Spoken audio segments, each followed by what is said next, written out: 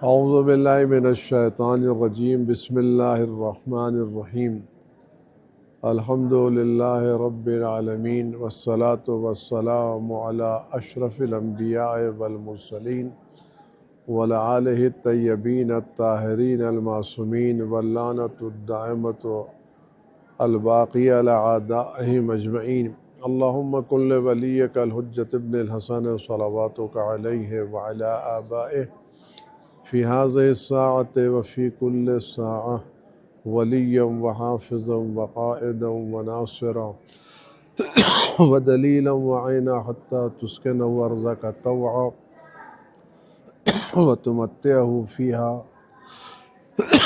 طویلا۔ ناظرین کرام، ہمارے علماء کا کردار دین کی حفاظت میں اور دینداروں کی حفاظت میں ہمیشہ بہت ہی اہم رہا ہے۔ غیبت کبریٰ کے آغاز سے لے کے آج تک دین کی حفاظت میں اور دینداروں کی حفاظت میں ہمارے علماء، فقہاء اور مراجع نے بہت ہی اہم کردار ادا کیا ہے، اور اسی لیے روایتوں میں جملہ ملتا ہے کہ علماء اس طرح سے عوام الناس کی حفاظت کر رہے ہیں، ان کے دین و عقیدے کی، جس طرح ناخدا اپنے کشتی اور اس کشتی میں سوار لوگوں کی حفاظت کر رہا ہے۔ ہر دور میں، ہر صدی میں ایسے بزرگ علماء اور بزرگ مراجع اور بزرگ فقہاء موجود رہے ہیں جنہوں نے اپنی ذمہ داریوں کو ادا کیا اور اچھے طریقے سے ادا کیا۔ ہمارے ان علماء کے کرداروں میں جو بہت ہی اہم کردار رہا ہے، ان میں سے ایک کردار یہ رہا ہے کہ یہ کبھی بھی انہوں نے باطل طاقتوں سے، باطل حکومتوں سے سمجھوتا نہیں کیا، اور ان کا بھروسہ ہمیشہ اہل بیت اطہار علیہم السلام میں رہا۔ آخری صدی میں وہ شخصیت جو ابھر کر کے اتری، وہ امام خمینی رحمۃ اللہ علیہ کی شخصیت تھی۔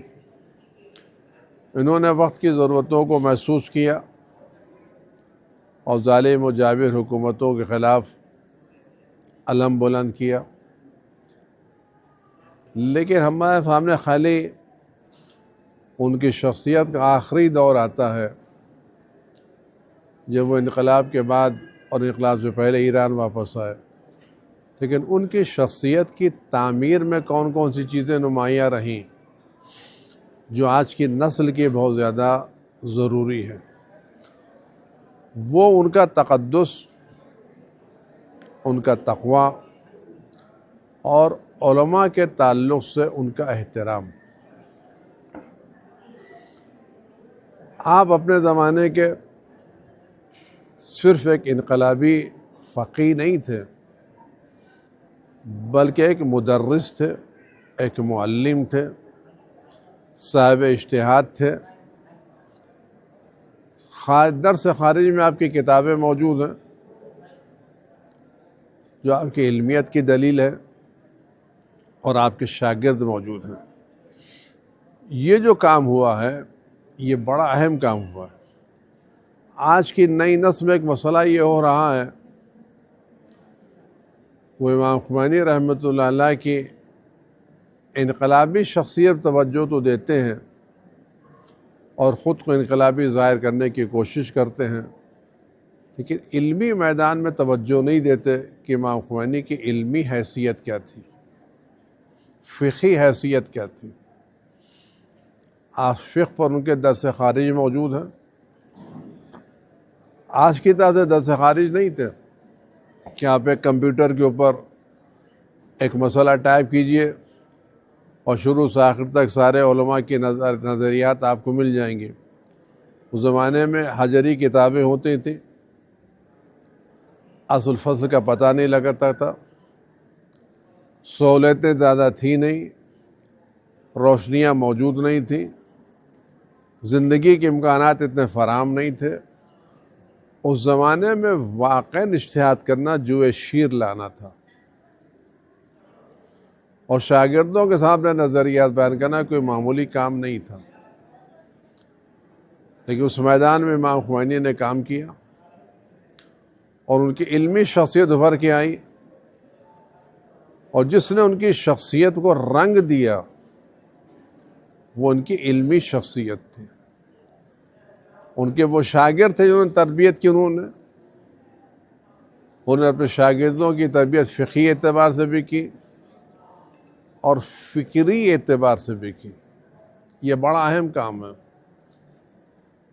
طالب علم کو علمی اعتبار سے تربیت دے دینا ایک الگ مسئلہ ہے، لیکن اس کی فکری تربیت کرنا، اس کے وجود کو بدل دینا، اس کے ذہن کو بدل دینا، یہ آسان کام نہیں ہے۔ یہ اسی وقت ہو سکتا ہے جب بات دل کی گہرائیوں سے نکلے۔ اس سلسلے میں آیت اللہ عظمیٰ شہید مطہری رحمۃ اللہ علیہ کے جملہ ہے کہ انہیں کہتے ہیں امام خمینی یہ 4 چیزوں ایک پر ایمان لائے تھے، جس میں پوری مجھے یاد نہیں ہے۔ اللہ پر ایمان تھا، اس کی نصرت پر ایمان تھا، اور اپنے مشن پر ایمان تھا، اور اس کی کامیابی پر ایمان تھا۔ یہ ایمان تھا کہ میرا مشن کامیاب ہوگا، میں نے جو راستہ اختیار کیا وہ صحیح راستہ اختیار کیا ہے، اور اس ایمان پر وہ آخر وقت تک قائم رہے۔ ان کی وہ شخصیت جس کی طرف عام طور سے کم توجہ دی جاتی ہے، وہ اہل بیت سے ان کی عقیدت کی شخصیت تھی، ولایتی شخصیت تھی، امامتی شخصیت تھی۔ ان کو جو کچھ بھی سے ملا وہ در اہل بیت سے ملا۔ جس زمانے میں وہ نجف اشرف میں مقیم تھے، انہوں نے اس غریب کو بھی، اس فقیر کو بھی نجف کی سرزمین پر قدم رکھنے کا شرف ملا تھا۔ تو میں نے باہر دیکھا، رات کا مخصوص وقت تھا، وہ اپنے وقت کے پابند تھے، وہ اپنے خادم کے ساتھ اکیلے اپنے گھر سے نکلتے تھے، اور حرم میں مولا کائنات علی ابن ابی طالب علیہ السلام میں آنے کے بعد، اس پیرانہ سالی کے بعد کھڑے ہو کر کے زیارت پڑھتے تھے، اور جہاں تک میرا خیال ہے زیارت جامعہ پڑھتے تھے، اور ہاتھوں کو اس طرح سے بلند کر کے زیارت پڑھتے تھے جیسے کوئی فقیر کسی امیر سے بھیک مانگ رہا ہو۔ لوگوں نے دیکھا ہوگا وہ عقیدت، وہ چیزیں جو ان کے پاس تھیں، ولایت کے تعلق سے جو درد ان کے سینے میں تھا وہ ایک الگ درد تھا۔ اگر آپ اس درد کو محسوس کرنا چاہیں تو ان کی کتاب کشف الاسرار پڑھیں، کہ کس طرح سے انہوں نے تشیع پر ہونے والے اعتراضات کے جوابات دیے ہیں، اور کس طرح سے مسائل کو حل کیا ہے۔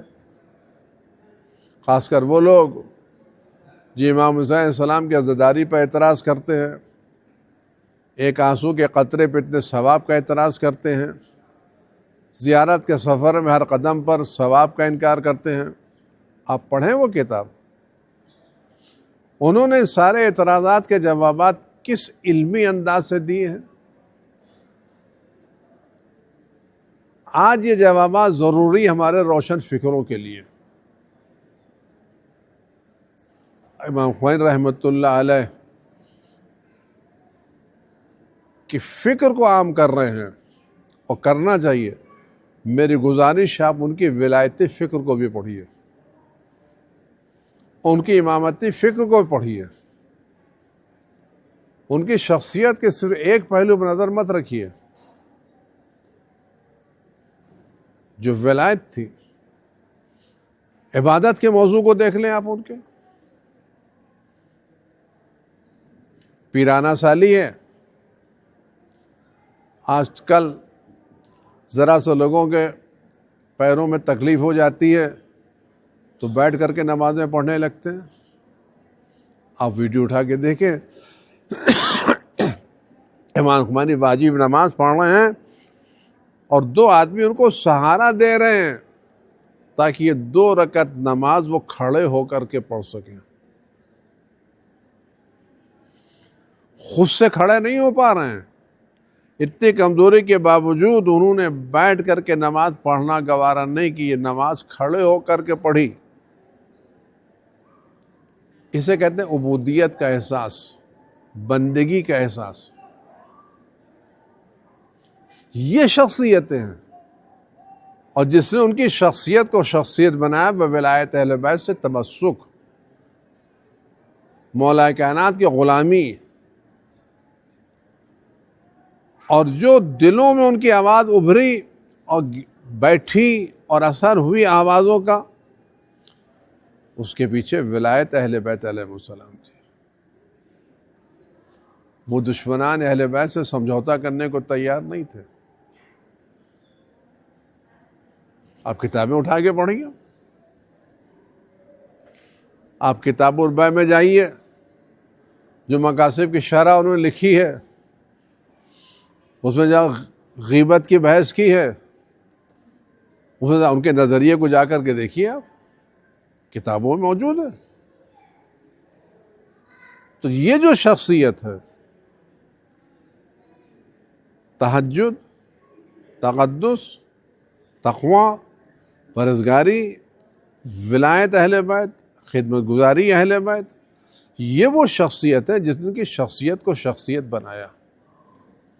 لہٰذا اگر ہم ان کے راستے پر چلنا چاہتے ہیں تو ہمارے لیے ضروری کہ ہم اگر ایک طرف ان کی انقلابی فکر کی تاسیس کریں، کرنا چاہیے، دوسری طرف ان کی ولایتی فکر کو بھی دیکھیں. سیاسی فکر وہ فکر ہے جو اوپر نظر آ رہی ہے، عمارت ہے. اس بنیاد کو تو دیکھیں جس بنیاد پر چیز بنی ہے. وہ بنیاد ان کی ولایت ہے، عقیدہ امامت ہے، اہل بیت سے ان کا لگاؤ ہے. یہ وہ چیز جو ہونا چاہیے، اور اس چیز کو عام ہونا چاہیے. اب ان کی سمجھوتا کرنا، اور کبھی وہ اصولوں سے سمجھوتا نہیں کرتے تھے. اور ایک چیز جو ان کی شخصیت میں، اور بھی بہت سی نمایاں چیزیں میں کہاں تک بیان کروں، کہ مزاج کے اعتبار سے کبھی وہ اپنی تعریف سننا پسند نہیں کرتے تھے. میں نے وہ کیسٹ دیکھی، ویڈیو دیکھی ہے، جب ان کے بڑے بڑے شاگرد حضرات، جن میں اکثر آیات اعظام تھے اور آیت اللہ کی منزل پر فائز سے صاحب رسالہ لوگ تھے، جب ان لوگوں نے اپنے استاد امام خمینی کی تعریف کرنا شروع کی تو امام خمینی فرمائے کہ بس کرو، ہم لوگ اسلام کے ظاہر پر عمل کر لیں تو ہم نے کمال کیا ہے، ابھی ہم باطن سے بہت دور ہیں. یہ جملہ تھا، ما بظاہر اسلام عمل کلیم ہنر کر دیم. یہ مفہوم ہے ان کا جو کہتا تھا. یہ بھی تو شخصیت کا پہلو ہے. عوام الناس نے اولا کا کہ نہیں، تو میری کیا تعریف کر رہے ہو؟ سب کے سامنے کہا کہ اگر میں ظاہر اسلام عمل کر لوں تو میں نے ہنر کیا ہے، کمال کیا ہے. یہ بھی پہلو ہے. آج ہمارا کام یہ ہے کہ ذرا سا ہمارے القاب میں آگے پیچھے ہو جاتا ہے تو ہم ناراض ہو جاتے ہیں. ہماری شان کے القاب نہیں لکھے جاتے تو ہم کو تکلیف ہوتی ہے کہ لکھنا چاہیے پوسٹر میں. امام خمینی کا کہ نہیں، چلو تعریف کے کہ نہیں، وہیں ٹوک دیا سب کے سامنے. یہ شخصیت اس تقوی سے، اس پرہیزگاری سے، اس للہیت سے بھرتی ہے. میری دعا ہے خدا ہم سب کو توفیق دے، ہم امام خمینی رحمۃ اللہ علیہ کی شخصیت کے مختلف پہلوؤں پر نظر کریں اور اپنے زندگی میں ان مختلف پہلوؤں کا رنگ بھرنے کی کوشش کریں، تاکہ ہمارے پاس اگر شخصیت کا انقلابی پہلو ہے تو تقوی، پرہیزگاری اور ولایتی پہلو بھی ہمارے سامنے ہونا چاہیے. والسلام علیکم ورحمۃ اللہ وبرکاتہ.